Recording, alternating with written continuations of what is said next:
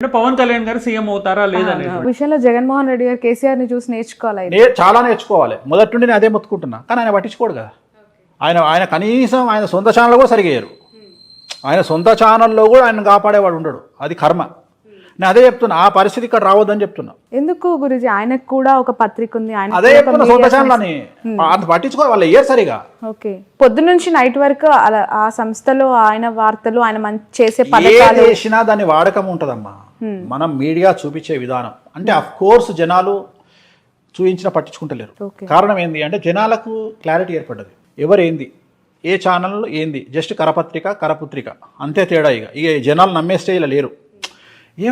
Enjoy చేస్తున్నారమ్మా. Neutrality పోయింది. ఒకప్పుడు ఒక టీవీ ఛానల్లో ఒక సిఐ గురించో, ఒక ఎస్ఐ గురించో, ఒక రెవెన్యూ ఇన్స్పెక్టర్ గురించో, ఒక ఎంఆర్ఓ గురించి వస్తే షేక్ అయ్యేది వాడి ఫ్యామిలీ. ఇప్పుడు లైట్ తీసుకుంటున్నవాడు. ఈవెన్ వాళ్ళ పై అధికారులు కూడా దీన్ని అడ్డం పెట్టుకొని ఆయన మీద చర్య తీసుకోవట్లేదు. ఎందుకంటే అది నిజమా అబద్ధమా ఎందుకులే వదిలేస్తున్నారు. అంటే దానికి ఉండే గుడ్ విల్ అనేది, నిజాయితీ అనేది, క్రెడిబిలిటీ పోయింది. సో అందువల్ల ఇప్పుడు సోషల్ మీడియా ఉంది. ఆ బర్రె లెక్కను పట్టుకొచ్చిర్రు. ఆమె ఏదో ఆమె పని ఆమె చేసుకునేది తీసుకొచ్చి అనవసరంగా ఆమె దగ్గర రూపాయి కూడా పోయింది దెబ్బతోని తీసుకొచ్చి పెట్టిరు. ఆ సోషల్ మీడియా అడావిడి చేస్తుంది. జనాలు అందరూ పోయారు, ఆమెతో మాట్లాడారు, ఏదో చేసారు. చివరికి ఓ 10,000 ఓట్లు, 3,000 ఓట్లు, 4,000 ఓట్లు వచ్చినాయి. బిస్కెట్ అయిపోయింది. రేపటి ఇప్పుడు చూడు, నువ్వు ఎల్లుండి నుండి ఆమె ముఖం చూస్తాడు ఉండడు. ఆమె దుకాణం బంద్. అనవసరంగా ఆ పిల్ల ఏదో ఉద్యోగం చేసుకోకుండా చేసారు. కనీసం రేపు కాంగ్రెస్ గవర్నమెంట్లో ఏదైనా ఉద్యోగమే చేసుకున్న పిల్ల. ఇప్పుడు ఆ పిల్ల ఎటు కాకుండా అమ్మాయి అటు ఎమ్మెల్యే నా గర్కా నాకు ఘాట్కా అయింది. అదే అటు నేను అనేది ఈ సెలబ్రిటీ స్టేటస్లు ఇవన్నీ మనల్ని ముందుకు తీసుకెళ్తాయా, వెనక్కి తీసుకెళ్తాయా, వీటిలో ఉండే కష్టతరాలు ఏంది, వీటిని ఎదుర్కోవడానికి సిద్ధంగా ఉండాలి. సిద్ధంగా లేకుండా కనుక మనం చేస్తే చాలా చాలా చాలా ప్రమాదకరమైనటువంటి సిచ్యువేషన్లోకి నెట్టబడతాము. ఏ పార్టీకి పడితే ఆ సోషల్ మీడియా ఇన్ఫ్లుయెన్సర్స్ వచ్చేసారు. గులాబీ జెండా కానీ ఇప్పుడు గులాబీ జెండా పక్కకు పోయిందంటే మీ జెండా పరిస్థితి ఏంది? బండ బూతులు తిడుతుంటే ఇప్పుడు నిన్న అశు రెడ్డి అని నాకు బాగా క్లోజ్ అమ్మాయి నిన్న ఏడుస్తుంది. ఏమైంది తల్లి అంటే, నిజంగా నాకు తెలియదు గురూజీ, రాజకీయాలు అంటేనే నాకు తెలియదు, ఏదో చేయమన్నారు, నేను ఏదో చేసిన. వాడు ఫోన్ చేసి 1 గంటకు తిడుతుండు గురూజీ, రాత్రి 1 గంటకు బండబూతులు తిడుతున్నాడు. నాకు ఏడుస్తుంది లిటరల్గా అమ్మాయి. ఏందమ్మా అంటే, నిజంగా గురుగారు నాకు రాజకీయాల మీద అవగాహన లేదు, నేను చేసిన తప్పు ఏంటంటే ఏదో వస్తుంది కదా తీసుకున్న టక్కున చేసేసిన. నా పరిస్థితి ఏంది? అందరి పరిస్థితి ఇదే. పాప మా అమ్మాయికి ఏం తెలియదు నిజంగా కూడా. అమ్మాయికి నిజంగా రాజకీయాల గురించి ఐడియా లేదు. ఇట్లా ఎంతమంది చేసిన వాళ్ళందరూ వాళ్ళు ఏమనుకున్నారంటే, మేము ఏదో చిన్న ప్రమోషన్ చేస్తున్నామని టక్కున ప్రమోషన్ చేసినట్టు చేసిరు. కానీ ఇది రాజకీయము, దీని వెనకాల ఇంత భయంకరమైన సిచ్యువేషన్ ఉంటుంది. 5 ఏళ్ళు మనం టార్గెట్ అనుభవించాలి వీళ్ళ దృష్టిలా. ఎందుకంటే నేను ఏదైనా చెప్పంగానే టక్కున తీసి పక్కకు పెడుతురమ్మా వీడియో పెట్టి, అది జరగకపోతే ఎంబడే దాన్ని బయటకు తీసుకొస్తున్నారు. సరే, మూర్ఖులు, నాలెడ్జ్ లేని వాళ్ళు వీడియో లేకుండానే బొమ్మేసేస్తారు. అది కాదు. మనం ఏదైనా చెబితే నువ్వు ఇది ఎందుకు చేసినావు, నువ్వు ఎందుకు చేయాలా, ఏదైనా ముఖ్యమంత్రి కూడా ఏదైనా మాట్లాడితే దాన్ని తీసుకొచ్చి పక్కన పెట్టి నీకు తెలిసి ఎట్లా ఆడుకుంటారు. సో జాగ్రత్తగా ఉండాలి కలియుగంలో. ఓకే, రేవంత్ రెడ్డి గారికి శత్రువుల దాడి ఉంటుందన్నారు, రాజకీయ గండం కూడా ఉంటుంది, పదవీ గండం. అంటే ఆయన ముఖ్యమంత్రి ఇంకా ఇప్పుడు ముఖ్యమంత్రి పదవిని స్వీకరించిన తర్వాత జాగ్రత్తగా ఉండాలి అని చెప్తున్నారు. రేవంత్ రెడ్డి గారికి చెప్పేది ఏంటంటే, జాగ్రత్తగా ఉండాలి, మీ మీద శత్రువుల బెడద ఎక్కువ ఉంది. సో ఖచ్చితంగా బగాలముకి సంబంధించినటువంటి రెమెడీ చేసుకోవడము, మీరు ఏదో ఆలోచించి మీకు సంబంధించినవి చేసుకోవడము ఖచ్చితంగా చేయాలి. ఆ నమ్మకం ఉండాలి. శత్రు బాధ నివారణం అంటారు బగాలముకి. సో అమ్మవారికి చేయించుకుంటే, అంటే దాంట్లో కూడా నేను రీజన్ కూడా చెప్తున్నా మీకు క్లియర్గా.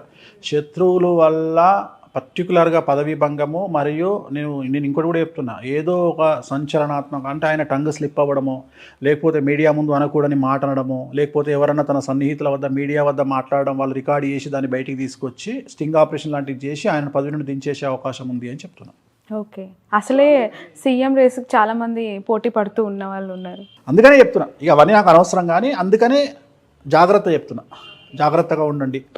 ఏపీ రాష్ట్రంలో మీరు ఇంతకుముందు అన్నారు, జైలుకి పోయి వచ్చిన వాళ్ళు హీరోలుగా మారుతున్నారు, సొసైటీలో చాలా స్ట్రాంగ్ అవుతున్నారు. మరి చంద్రబాబు నాయుడు గారు జైలుకి వెళ్ళొచ్చు, ముందు జైలుకి పోయిన వాళ్ళు లాస్ట్ కాదు అంటే ఇప్పుడు ఆయన మళ్ళీ ఎన్నికలకు వెళ్ళే అవకాశం ఉంది కదా 2020. అంటే ఇప్పుడు నా లెక్క ప్రకారం మేబీ ఒకవేళ రెండోసారి అరెస్ట్ అయితే పరిస్థితి ఏందమ్మా? అవకాశం ఉందా? అరెస్ట్ అవ్వడం ఉంది, there is a chance. Okay, ఒకవేళ ఆయన బెయిల్ క్యాన్సిల్ అయితే పరిస్థితి ఏంది? సో నా ప్రిడిక్షన్ నేను మళ్ళీ చెప్పాను కాబట్టి ఇంటర్వ్యూలో ఇప్పుడే చెప్తున్నా, చంద్రబాబు నాయుడు గారు జైలుకు మళ్ళీ వెళ్ళకుంటే ఇట్ ఈస్ ఓకే. ఒకవేళ చంద్రబాబు నాయుడు గారు జైలుకు కనుక వెళ్ళాల్సిన పరిస్థితి కనుక వస్తే మేబీ టీడీపీ ఎలక్షన్ను బైకాట్ చేసే అవకాశం ఉంది. ఇప్పుడే చెప్తున్నా. ఓకే, బట్ సినారియో చూస్తూ ఉంటే బీజేపీ, జనసేన, టీడీపీ పొత్తుతో వెళ్ళే అవకాశం ఎక్కువగా ఉంది. ఎవరు వెళ్ళినా జగన్మోహన్ రెడ్డికి గెలుస్తాడు, సీట్లు తగ్గుతాయి. ఓకే, అంటే నువ్వు అంటున్నావు అట్లా, రేపు పొద్దున ఏమవుతుందో తెలియదు. తెలంగాణ ఎన్నికల తర్వాత ఆంధ్ర రాష్ట్ర రాజకీయాలు మలుపు తిరిగే అవకాశం ఉంది. తెలుగుదేశం జనసేన సఖ్యత మీద అనుమానపు నీడలు వచ్చే అవకాశం ఉంది. తెలంగాణలో బీజేపీతో జనసేనకు వచ్చినటువంటి రిజల్ట్ను బట్టి ఆంధ్రాలో టీడీపీ ఆలోచించే అవకాశం ఉంది. రెండోది ఏంటంటే చంద్రబాబు నాయుడు గారి కాంబినేషను, పవన్ కళ్యాణ్ గారి కాంబినేషన్ ఒక్కసారే వర్కౌట్ అవుతుంది జాతకరీత్యా. అందుకని నేను తర్వాత ఎప్పుడు నేను చెప్తున్నది అదే, వర్కౌట్ కాదని చెప్తున్నా. ఎందుకంటే చంద్రబాబు నాయుడు గారిది పుష్యమి నక్షత్రము, పవన్ కళ్యాణ్ గారిది ఉత్తరాషాఢ నక్షత్రం, మకర రాశి. అందుకని ఈ కాంబినేషన్ వర్కౌట్ కాదు. రెండోది పవన్ కళ్యాణ్ గారికి ఏలినాటి స్టార్ట్ అయింది 2017లో. చంద్రబాబు గారితో పవన్ కళ్యాణ్ గారు సఖ్యత వహించి గెలిచింది ఎప్పుడు? 14లో, అంటే ఏలినాటి స్టార్ట్ కాకముందు.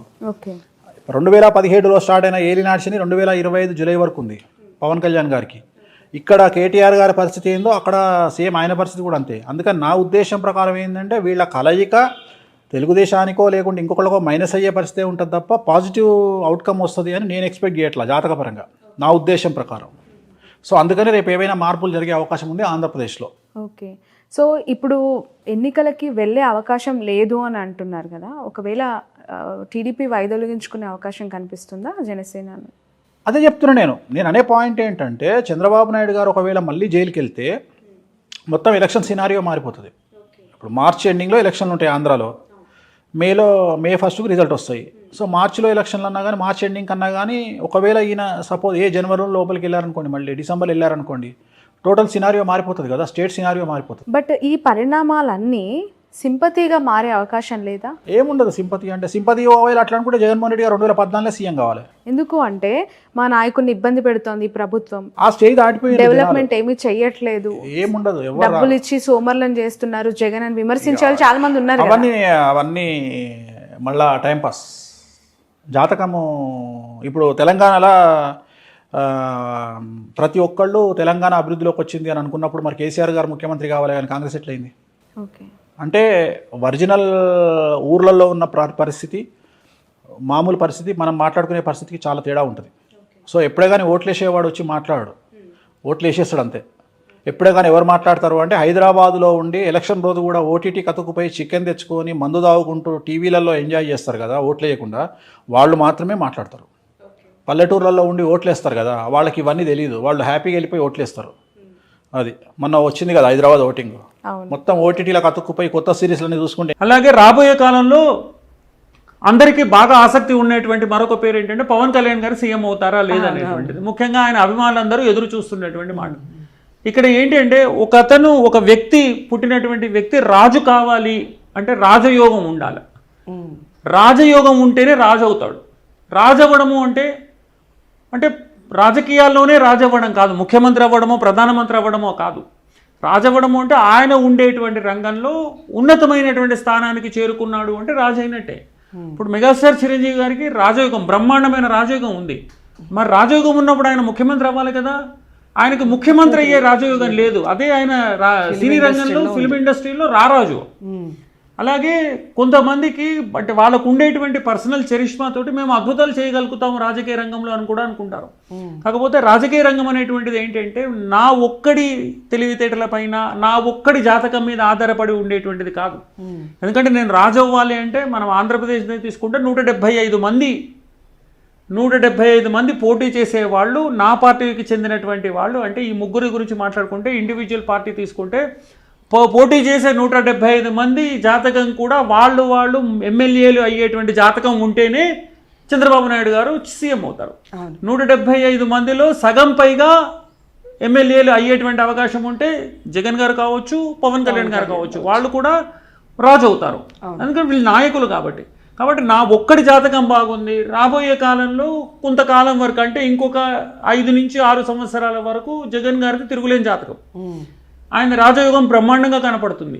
కానీ అదొక్కటే మనం బేస్ చేసుకొని ఈయన ఖచ్చితంగా ముఖ్యమంత్రి అవుతాడు అని చెప్పలేము. అలాగే పవన్ కళ్యాణ్ గారు, కొంతమంది పవన్ కళ్యాణ్ గారి జాతకం అంటే ఇవన్నీ కూడా, ఈ డీటెయిల్స్ అన్నీ కూడా మనకు సామాజిక మాధ్యమాల్లో లభించినటువంటి డేట్ ఆఫ్ బర్త్ కావచ్చు, జాతకాలు కావచ్చు. ఇది ఇప్పుడు చంద్రబాబు నాయుడు గారి జాతకం ఎవరి దగ్గర లేదు. ఎవరో ఒకళ్ళు చెప్పినటువంటి ద్వారా ఒక పలానా 1950 సంవత్సరంలో పుట్టారు, ఏప్రిల్ నెలలో పుట్టారు అనేటువంటిది ఆధారంగా చేసుకొని మాత్రమే మనం చెప్పగలిగేది. సరే, వీరిద్దరు అంటారా చిన్నవాళ్ళే, వీళ్ళిద్దరిది date of birth, place of birth, time of birth అన్నీ దొరుకుతాయి. కానీ వీళ్ళొక్కరి వల్ల వాళ్ళ ఇండివిజువల్ జాతకాల వల్ల వాళ్ళు రాజు అవుతారు, ముఖ్యమంత్రి అవుతారు అనేటువంటి విషయం చెప్పలేము. ఇది రెండవది. ఎలక్షన్ జరిగే రోజు ముహూర్తము అంటాం మనం. అంటే ఒక వివాహం జరగాలి అంటే ముహూర్తాన్ని తీసుకుంటాం. మరి ఎలక్షన్ కమిషన్ వాళ్ళు ముహూర్తం చూసి ఎలక్షన్ డేట్ డిక్లేర్ చేయరు కదా, ముహూర్తం చూసి నామినేషన్ డేట్స్ పెట్టరు కదా. వాళ్ళు డేట్స్ ప్రకారం వాళ్ళకు ఉండేటువంటి ఫీజిబిలిటీని బట్టి వాళ్ళు వెళ్ళిపోతుంటారు. అంటే ఇప్పుడు ముహూర్త ప్రభావం కూడా ఎలక్షన్స్ మీద ఉంటుంది, ఖచ్చితంగా ఉంటుంది. అందుకే ఒకతను రాజవ్వాలి అంటే మీరు ఇందాక అన్నారే 14 సంవత్సరాల పాటు ముఖ్యమంత్రి లాగా తిరుగులేని పేరు తెచ్చుకున్నటువంటి నాయకుడు ఒకటేసారి ఒక ఎలక్షన్స్లో అంటే ఎవరు ఊహించినంత స్థాయికి దిగజారిపోయారు. ఆ దిగజారిపోవడం ఎందువల్ల దిగజారిపోయింది అంటే మరి ఆయన యోగం ఉంది కదా. అంటే మన యోగము అనేటువంటిది ఇది కొంతవరకే. చాలామంది తెలియకేమంటారంటే ఈ జాతక చక్రాన్ని చూసి దీన్ని బట్టి ఇది అయిపోతారు అంటారు. మరి అంచనాలు ఎందుకు తలకిందులు అవుతాయి అంటే మనతో కలిసి ఉండేటువంటి వాళ్ళ ప్రభావం కూడా మన పైన ఉంటుంది. అంటే నేను చెప్పిన మాట, నాకు 175 మంది సహకారం కావాలి, ఆ 175 మంది కూడా అనుకూలంగా ఉండాలి, ఆ 175 మంది జాతకాలు అనుకూలంగా ఉండాలి, వారికి సపోర్ట్ చేసే వాళ్ళు కూడా అనుకూలంగా ఉండాలి. ఇవన్నీ కలిస్తేనే కదా ఇది, ఎందుకంటే ఇది ప్రజలతో సంబంధించినటువంటిది. కాబట్టి ముహూర్తము అనేటువంటిది ఎలక్షన్ డిక్లేర్ చేసే డేట్ దగ్గర నుంచి తీసుకుంటే ఎలక్షన్ జరిగే రోజు వరకు ప్రతిరోజు కూడా అంటే ముఖ్యమైనటువంటి సంఘటనలన్నిటికీ సంబంధించింది ముహూర్తం ప్రకారమే. నామినేషన్ ఎందుకు ఇన్ని రోజులు ఇచ్చిన తర్వాత కొంతమంది మంత్రులు కావచ్చు, ఎమ్మెల్యేలు కావచ్చు, ముఖ్యమంత్రులు కావచ్చు మంచి రోజు చూసుకొని, సమయాన్ని చూసుకొని, గడియల్ని చూసుకొని, ఇవన్నీ చూసుకొని ఒక గుడికి వెళ్ళి దండం పెట్టు, అభిషేకం చేయించు, అర్చన చేయించు, వెళ్ళి నామినేషన్ ఇస్తారు. ఎందుకంటే వారికి దీని మీద ఉండేటువంటి విశ్వాసం. కాబట్టి ఒక జాతకం చూసే అంటే ఒక జాతకం అంటే ఒక చంద్రబాబు నాయుడు గారిదో, ఒక పవన్ కళ్యాణ్ గారిదో, ఒక వైఎస్ జగన్ గారిదో చూసి దీని ప్రకారం మీరు ముఖ్యమంత్రి అవుతారు అన్న విషయాన్ని మనము ఖచ్చితంగా చెప్పలేము. కాకపోతే ఇప్పుడు ఉండేటువంటి గ్రహస్థితిని బట్టి అంటే ఇప్పుడు మనం వైఎస్ జగన్ గారి జాతకం తీసుకున్నా, పవన్ కళ్యాణ్ గారి జాతకం తీసుకున్నా, ఇప్పుడు ఉండేటువంటి గ్రహస్థితి రేపు 2023 నుంచి మళ్ళీ 24 వరకు జరిగేటువంటి గ్రహస్థితిని బట్టి వీరికి అనుకూలంగా ఉంది అని మాత్రమే మనం చెప్పగలుగుతాం. రెండవది ఇది ప్యూర్గా దీని ఏమంటే డిస్క్లైమర్ అంటారు కదా, ఇది నాకు లభించినటువంటి సమాచారాన్ని బట్టి నేను అనలైజ్ చేసి, ఇది నా అభిప్రాయం మాత్రమే. దీన్ని బట్టి శాస్త్రాన్ని నిందించాల్సిన అవసరం లేదు. శాస్త్రాన్ని నేను చూసే విధానం కావచ్చు, శాస్త్రాన్ని నేను అర్థం చేసుకునే విధానం కావచ్చు, నాకు అర్థమైనంత వరకు, నేను విశ్లేషణ చేసినంత వరకు రాబోయే కాలం మాత్రం జగన్మోహన్ రెడ్డి గారికి చాలా అనుకూలంగా ఉంది. మిగతా వాళ్ళందరూ కూడా అంటే మళ్ళీ ఇంకొకటి అనుకూలంగా ఉంది. మిగతా వాళ్ళు కూడా ఎవరైతే మిగతా పార్టీలు ఉన్నాయో ఆ పార్టీలు వారు కూటమిలాగా ఏర్పడితే, వాళ్ళు కూటమిలాగా ఏర్పడినప్పుడు వాళ్ళకి అనుకూలమైనటువంటి ఫలితం వస్తుందా లేదా. కాకపోతే ఒక్క మాట మాత్రం ఏంటంటే ఇప్పుడు వచ్చినట్టుగా 151 సీట్లు మాత్రం రావు, ఖచ్చితంగా కొంతవరకు తగ్గుతుంది. అయితే రాబోయే కాలంలో కూటములు అనేవి ఎలా ఏర్పడతాయి, ఎవరెవరు వచ్చి చేరుతారు అనేటువంటి దానిపైన ప్రస్తుతం ఉండేటువంటి స్థితి ప్రకారం మాత్రము ఇంకొక టర్ము, ఆ తర్వాత కూడా కొంతకాలం వరకు కూడా జగన్మోహన్ రెడ్డి గారికి చాలా అనుకూలమైనటువంటి వాతావరణం ఉంది. అదేవిధంగా పవన్ కళ్యాణ్ గారు కూడా ఎవరైనా సరే వారు నడుస్తున్నటువంటి కాలంలో చేసినటువంటి పనుల వల్లనే ఈ రోజు మనం ఉండేటువంటి స్థితి ఆధారపడి ఉంటుంది. ఓకే, పవన్ కళ్యాణ్ గారు పార్టీ పెట్టినప్పుడు లేదా ఏదైనా స్పీచ్లో కానీ ఆయన చెప్పే మాట, పార్టీ అంటే మా పార్టీ పెట్టిన ఉద్దేశం ఏమిటి అంటే ప్రశ్నించడానికే పుట్టింది, ప్రజలకి సేవ చేయడానికే జనసేన అనేది వచ్చింది అనేది చెప్పడం జరిగింది. మరి కనీసం అంటే మీరు అన్నట్టుగా ఇప్పుడు మీరు చెప్తున్న దాని ప్రకారంగా ప్రశ్నించే స్థాయిలో అంటే ప్రతిపక్ష హోదా అన్న ఈసారి జనసేనకి దక్కే అవకాశం ఉంటుందా? ప్రతిపక్ష హోదా దక్కాలి అంటే వారు ఎవరితోనైనా పెద్దవారితో కూటమిలాగా ఏర్పడితేనే ప్రతిపక్ష హోదా అనేటువంటిది దక్కుతుంది. అంటే ఎందుకు ఈ మాట చెప్తున్నాము అంటే మనము ఒక బలమైనటువంటి శత్రువుని ఎదుర్కోవాలి అంటే రాజకీయంగా వీరిద్దరు ప్రత్యర్థులు, వ్యక్తిగతంగా వాళ్ళ మధ్యలో ఎటువంటి సంబంధం ఉందో మనకు తెలియదు. మనం చూస్తున్నంత వరకు రాజకీయంగా వీరిద్దరు ప్రత్యర్థులే. ప్రత్యర్థి బలమైనటువంటి వాడైనప్పుడు వాడితో యుద్ధం చేయాలి అంటే నాకు కూడా అంత బలం కావాలి. యుద్ధం మొదలు పెట్టకుండానే ఓడిపోవడం అనేటువంటిది బలహీనులు చేసేటటువంటి పని. నాకు బలం ఉంది, నేను ప్రశ్నిస్తాను, కనీసం నేను నీ బలంలో ఉండేటువంటి వారిని 100 మందినే నేను హతం చేస్తాను, నువ్వు నా లోపల 1,00,000 మందిని చంపితే అంటే కనీసం 100 మందిని చంపేటువంటి బలమైన మనం ప్రోధి చేసుకోవాలి. బట్ అటువంటి అవకాశం అనేటువంటిది పవన్ కళ్యాణ్ గారికి రావాలంటే మాత్రం ఖచ్చితంగా వారు ఈ చంద్రబాబు నాయుడు గారితో కాకుండా ఇంకేదైనా బలమైనటువంటి పార్టీ యొక్క సహకారం తీసుకొని, అంటే యుద్ధానికి వెళ్ళేటప్పుడు ఇప్పుడు మనం రష్యా ఉక్రెయిన్ యుద్ధం చూస్తున్నాం. రష్యాకి సపోర్ట్ చేసే దేశాలు ఉన్నాయి, ఉక్రెయిన్కి సపోర్ట్ చేసే దేశాలు ఉన్నాయి. అట్లాగే వేరే రాష్ట్రాల్లో ఉండేటువంటి పార్టీలు, దేశంలో ఉండేటువంటి పార్టీలు ఎవరైనా సరే పవన్ కళ్యాణ్ గారికి అండగా నిలిచి ఉంటే, వారికి సపోర్ట్ ఇస్తే వారు మీరు అడిగినట్టుగా ప్రతిపక్ష స్థానంలోకి వచ్చేటువంటి అవకాశం ఉంది. కాకపోతే ఇండివిజువల్గా తీసుకుంటే మాత్రము ప్రస్తుతం ఉండేటువంటి పరిస్థితుల్లో జగన్మోహన్ గారిని ఢీకొట్టేటువంటి అవకాశం తక్కువగా కనపడుతుంది. లేదని చెప్పలేం కానీ తక్కువగా కనపడుతుంది. ఇప్పుడు ఆపరేషన్ లేకుండానే మోకాళ్లకు ప్లాస్మా ట్రీట్మెంట్, మీ ఆర్థోపెటిక్ సమస్యలన్నిటికీ రోబోటిక్ టెక్నాలజీ ద్వారా తక్కువ ఖర్చుతో శాశ్వత పరిష్కారం, ఫ్రీ కన్సల్టేషన్, ప్రతి ట్రీట్మెంట్ పై 20% డిస్కౌంట్. ఈ ఆఫర్ కొద్ది రోజులు మాత్రమే, త్వరపడండి. V9 hospitals 9281465842.